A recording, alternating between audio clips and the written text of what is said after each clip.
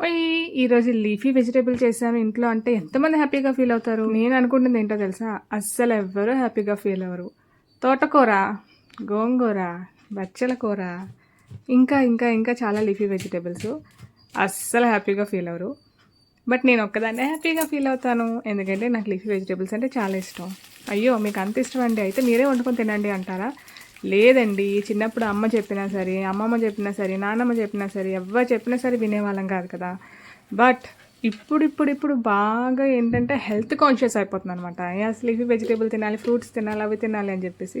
ఎందుకంటారు? ఎందుకంటావేంటక్క? హెల్త్‌కి మంచిది కదా అంటారా? నిజమేనండి. ఇది హెల్త్‌కి చాలా అది ఎంత మంచిదైనా సరే, మన పిల్లలకి ఎంత ఎక్స్‌ప్లెయిన్ చేసినా సరే, మా పిల్లలైతే అస్సలు తినరండి. మీ ఇంట్లో కూడా ఇదే గొడవ? అయ్యయ్యో! అన్నట్టు చెప్పడం మర్చిపోయాను. ఇది నా స్టైల్ ఆఫ్ ఫ్రై అనమాట. మీరెలా ఫ్రై చేసుకుంటారు? నాకైతే వెల్లుల్లి ఉండాలి, టొమాటో ఉండాలి ఫ్రైలోని. అప్పుడే ఈ ఫ్రైకి లేకపోతే ఇగురు ఏదనుకుంటుంది దానికి టేస్ట్ బాగా వస్తుంది.